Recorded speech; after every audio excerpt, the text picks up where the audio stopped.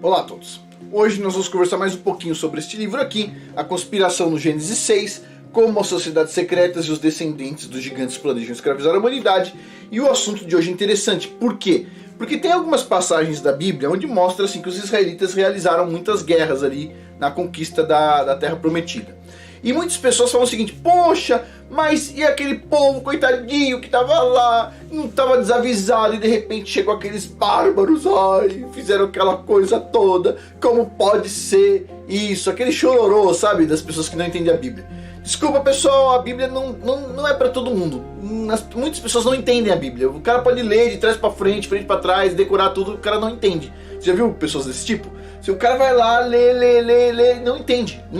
A pessoa não recebe urua. Não recebe urua, não recebe sabedoria. Não recebe sabedoria, não consegue entender. Mas hoje a gente vai entender isso de uma forma mais profunda ainda. Vamos entender, muito bacana.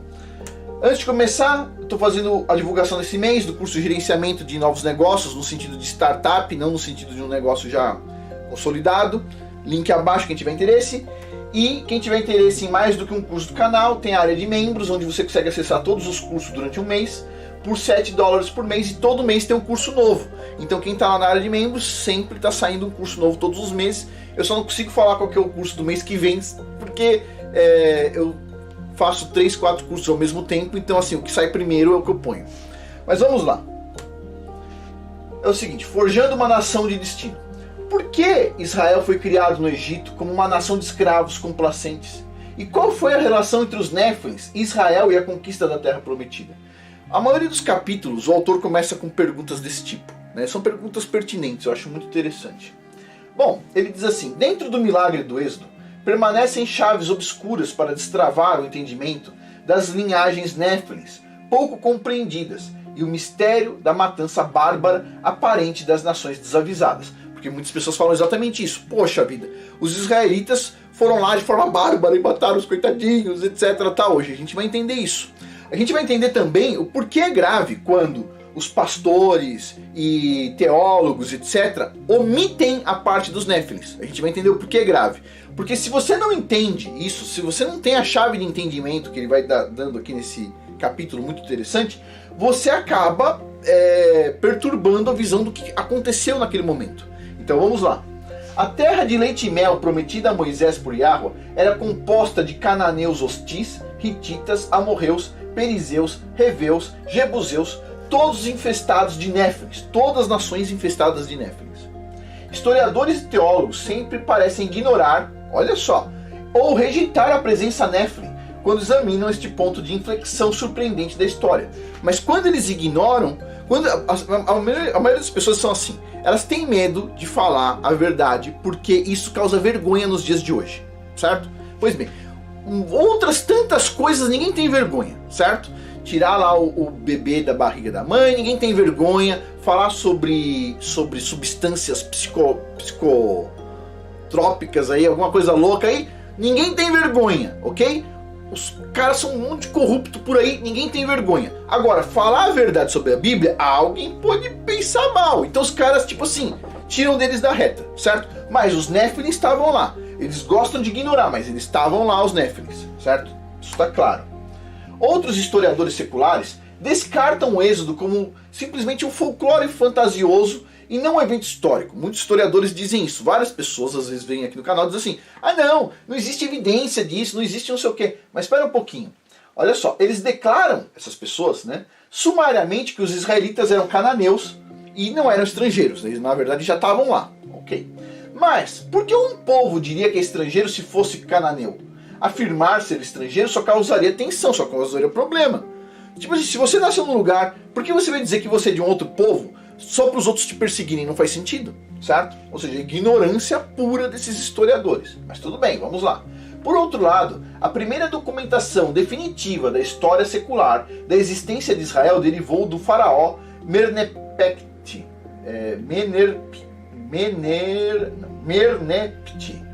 por volta do ano 1210 a.C.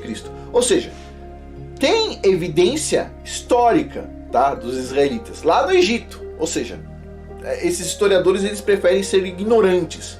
Por quê? Porque a maioria das pessoas principalmente nas universidades, pensam que falar sobre a Bíblia pode parecer meio antiquado, certo?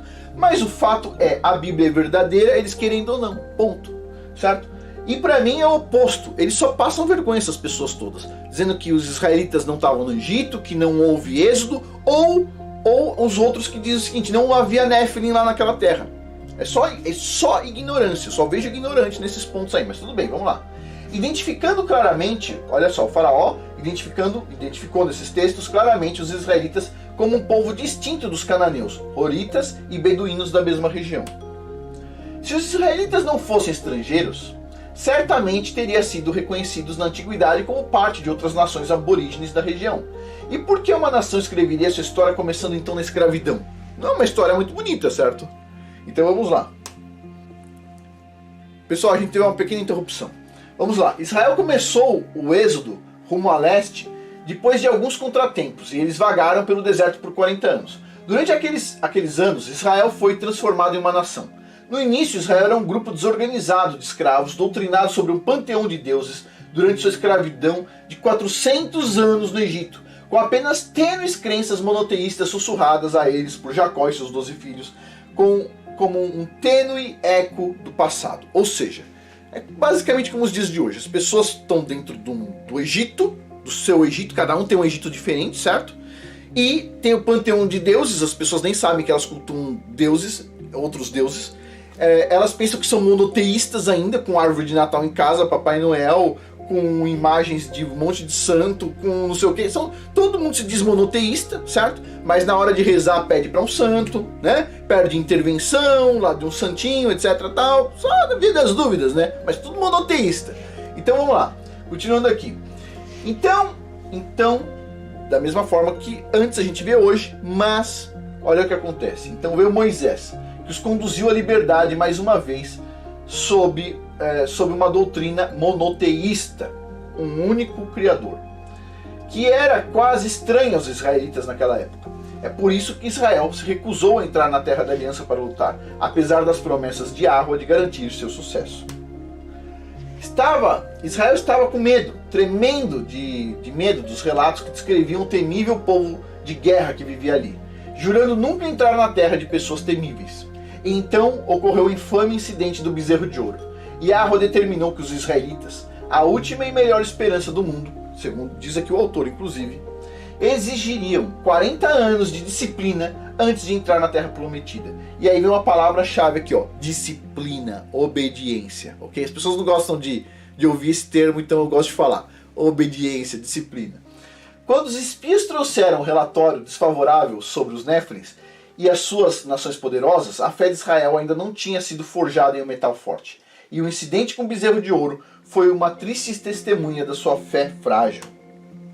Segundo Thomas Carril, Yahweh os manteve 40 anos no deserto para os disciplinar e dispersar os reclamadores criados no Egito e também os politeístas fracos, que deveriam ser substituídos por uma forte geração endurecida pelo deserto, leal à causa monoteísta. Ou seja, de novo, 40 anos, certo? No deserto para se tornar forte, saber ser obediente, saber ter fé de verdade. As pessoas hoje estão igual aos israelitas quando saem do Egito, tipo assim, é uma fé meio fraquinha, né?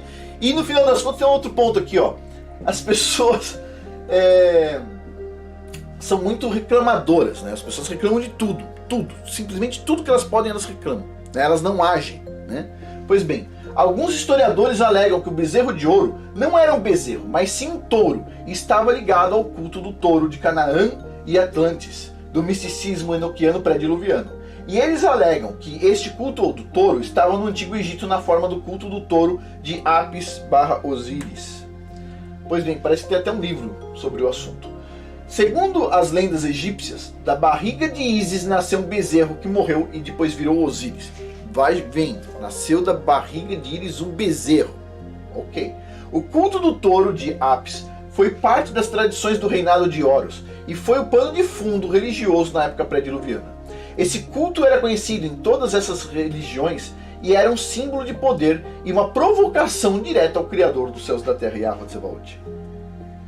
Bom, e aí, vocês podem ver aqui uma gravura, o pessoal aqui descreveu ela, colocou as linhas e tudo mais, os egípcios lá cultuando o touro, certo? Aqui uma estátua também, o touro com, adivinha, o sol na cuca, né? Na cabeça. A aura em volta da cabeça, presta atenção, pessoal, porque isso o pessoal não usa só no touro, a aura em volta da cabeça. Ok, continuando aqui. Olha só, ídolos, né? Em Canaã, o pessoal adorando o touro. E aqui em Wall Street, o touro que tá lá também para mostrar que o mercado tá forte, etc. Tal. Enquanto o mercado tá forte, o símbolo é o touro. Sei, idolatria. Os israelitas não selecionaram o caminho mais curto depois de seus 40 anos de preparação, que era ir para o norte em direção aos filisteus, a Palestina. Israel escolheu sem explicação a rota mais longa possível. Tipo assim, eles iam encarar os filisteus, tipo assim, eles resolveram fazer uma rota bem longa, olha só. Considere que os filisteus eram poderosos em guerra. Eles destruíram o império dos hititas na sua campanha de guerra e ameaçaram o império egípcio na mesma época. Talvez Yahweh e Moisés concluíram que os filisteus não deveriam ser a primeira nação que Israel deveria testar o seu poder militar. E certamente isso tem apoio em Êxodo capítulo 13, versículo 7, quando eles saíram do Egito, abre aspas. Quando o faraó deixou o povo ir, Yahweh não os liderou diretamente a Filisteia, que era o caminho mais curto. Yahweh disse, se eles se depararem com a guerra, poderão mudar de ideia e voltar para o Egito. Então, ele liderou o povo em volta pelo deserto até o Mar Vermelho. Yahweh sabia que Israel precisava adquirir confiança nas suas capacidades militares antes de entrar no covil dos dragões, os poderosos Néfilins e Filisteus. Gardner escreveu que Moisés não escolheu viajar para o norte do Sinai porque tinha 5 grandes fortalezas defendendo a rota.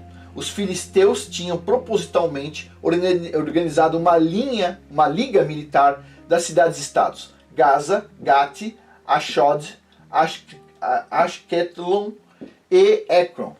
Os filisteus eram um povo militar que instigava medo nos seus vizinhos. Os israelitas optaram por viajar ao sul da Terra da Aliança. Indo para leste, eles foram pela área onde eles guerrearam contra os nefários amalequitas 40 anos antes. Então eles marcharam para leste em direção a Edom, conhecida como Terra de Seir, Esaú. Essa região se localiza ao sul e leste da Terra de Israel, região conhecida hoje como Arábia Saudita. Então aqui está a rota dos israelitas, certo? Eles vieram por aqui. O Criador mandou eles pela rota mais longa, certo? E essa rota mais longa, por 40 anos, o pessoal foi se preparando, certo? Então olha só, o pessoal veio por aqui, veio para cá de volta, subiu por aqui. Eles poderiam simplesmente entrar aqui pelo sul, mas eles fizeram diferente. Eles contornaram o Mar Vermelho aqui, ó. Eles foram o caminho mais longo possível. Vamos lá. Moisés enviou mensageiros ao rei de Edom pedindo ao seu irmão Edom, ou seja, os descendentes de Esaú, passagem segura pelas suas terras. Mas Edom recusou, marchando em guerra contra Israel, se eles entrassem então em suas terras. Vamos dar uma olhada. Números capítulo 20, versículos 19 a 21. Respondeu-lhe Edom, não passarás por mim, para que eu não saia com a espada ao teu encontro. Os filhos de Israel lhe replicaram, subiremos pela estrada real e beberemos das tuas águas, e eu e meu gado darei o preço delas, sob condição de eu nada mais fazer, deixa-me somente passar a pé. Edom, porém, respondeu, não passarás, e saiu ao encontro com muita gente e com mão forte. Assim recusou Edom deixar Israel passar pelos seus termos, pelo que Israel se desviou dele. Olha só que interessante, Israel se desviou de Edom. O que significa? Vamos lá. Edom é da tribo de Esaú, certo? Israel tinha ordens de não fazer guerra com Edom, certo? Com Esaú, não vai fazer guerra. Israel tinha ordens para não fazer guerra com nações específicas, nações que entraram antes, o Criador deixou essas nações entrarem antes e elas dizimaram os Néfilins do lugar delas. Ou seja, elas fizeram o trabalho delas. Elas entraram no lugar, dizimaram os Néfilins. O Criador não tinha que mexer, não queria mexer nessas nações, elas já entraram lá, foi dado aquele pedaço de terra para elas. Ou seja, os israelitas não podiam fazer guerra ali, por quê? Porque essas nações já receberam o seu pedaço de terra, já destruíram os Néfilins em cima daquela terra que eles estavam, então o Criador, olha, vocês não vão fazer guerra contra esses caras, eu não vou apoiar. E o que os israelitas fizeram? Tipo assim, desviaram, certo? Pois bem. E olha que os caras estavam querendo guerra, hein? Então, eles desviaram. Então os israelitas evitaram travar guerra contra Edom, pois não tinham a permissão de Yahweh para atacá-los. Nem a eles, nem os amonitas, nem os moabitas. Pois todas essas nações eram nações do pacto abraâmico, especificamente, pacto abraâmico. O pacto que Abraão fez com Yahweh. As nações de Amon e Moabe, quando se estabeleceram nas terras que Yahweh deu para eles, eles expulsaram os néfilis que viviam lá também, né? Já a nação de Esaú, ou seja, de Edom, pelas tribos de Amaleque, Elifaz e Kenaz, fez aliança com os gigantes horitas, criando a nação amalequita. E Yahweh reservou um julgamento bem específico para a destruição dessa nação amalequita, que foi destruída também, certo? Mas entenda que nem toda a nação de Esaú fez pacto com os néfilis. Parte deles ficaram livres da contaminação da semente néfili, e essa parte então tem o direito da terra, então não teve guerra ali. Pois bem. E é importante saber disso, pois Israel não fez guerra contra as 3 nações do pacto abraâmico que estavam livres de néfilins: Esaú, Moabe e Amon. Ou seja, naquele momento onde eles estavam entrando, essas nações estavam livres de néfilins, eles tiveram que fazer o contorno. O Criador não queria atacar aquela semente, certo? Pois bem. E isso claramente demonstra que o objetivo de Yahweh era destruir as nações néfilins, ou seja, a semente dos anjos caídos. A guerra desse mundo é uma guerra de semente, ok? O pessoal que controla todas essas coisas que a gente vê horrorosas no mundo quer destruir a sua semente. Presta atenção. O problema não é você, o problema é a sua semente. É a próxima geração sempre. É contaminar a semente da próxima geração. Não é você, ok? Você tem lá seus problemas, mas a sua semente vai ser destruída se você não tomar os cuidados necessários. Toda a Bíblia mostra uma guerra contra sementes. Se você for ver, não é só no aspecto humano, certo? Você vai ver as frutas perdendo semente, certo? A gente já falou, inclusive no Patreon uma vez, sobre a questão da semente do homem. O sêmen está reduzindo em quantidade, certo? Tem um estudo sobre isso, ou seja, as pessoas estão cada vez tendo mais dificuldade de ter filhos, e assim vai. É uma guerra contra semente. E o que estava sendo atacado ali pelos israelitas é a semente néfilin. Então vamos lá. E por isso que em Deuteronômio, capítulo 2, versículo 18, Yahweh instruiu Israel a passar por Amon, sem provocá-los à guerra, e eles passaram sem confronto. Ambas as nações de Amon e Moabe estavam livres de néfilins no tempo da conquista de Israel, especificamente.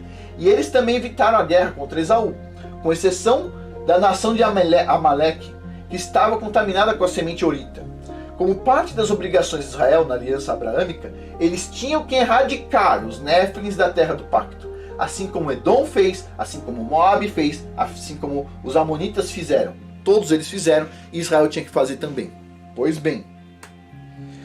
Bom, próximo episódio, as guerras néfilins. Então assim, antes de finalizar aqui, o ponto é, quando as pessoas vêm e falam o seguinte: os israelitas foram bárbaros, pegaram naçõezinhas, coitadinhas, desavisadas. As nações que os israelitas destruíram, fizeram guerra contra as nações, destruíram as outras nações também. Inclusive os filisteus atacaram inclusive o Egito, extinguiram uma nação, tinha semente néfilin lá dentro, os caras eram mal pra caramba. Os israelitas foram, varreram esses caras, certo? Varreram, destruíram tudo. Onde eles entraram, eles conseguiram destruir boa parte. Aí depois, a gente vai ver ainda, ele vai discutir todo nesse livro, assim, os israelitas cometeram um pecado, onde o Criador diz assim: eu avisei vocês para não deixar nenhum deles vivo, e vocês não destruíram todos esses povos. Vocês foram lá e não destruíram todos. Ou seja, o erro dos israelitas não foi ter, como as pessoas falam, ter destruído essas nações. Foi não ter destruído completamente todas as nações que o Criador disse. E o Criador ele disse: essas nações que vocês não destruíram vão ser pedras de tropeço para as suas futuras descendências, para os seus futuros filhos, netos, bisnetos, tataranetos, etc. Chega nos dias de hoje, essas nações estão esmagando a nossa cabeça, e ainda dentro da nossa nação ainda tem gente falando assim: coitadinho desses caras da Bíblia, né? Foram extintos. Sei, eram mal pra caramba, muito maus, eram povos maus, cheio de semente néfilin lá, certo? E a gente não destruiu a semente deles, certo? Tá lá na Bíblia, sobrou. e no final das contas a semente deles está tentando destruir a nossa semente agora, certo? É isso aí. Bom, pessoal, a gente finaliza por aqui. Lembrando, link abaixo do curso Gerenciamento de Novos Negócios, quem tiver interesse. E quem tiver interesse na área de membros, você consegue acessar todos os cursos, então todos em português, com valor mensal de $7 e todo mês tem um curso novo, ok? Bom, pessoal, por hoje é isso. Muito obrigado a todos. Até mais.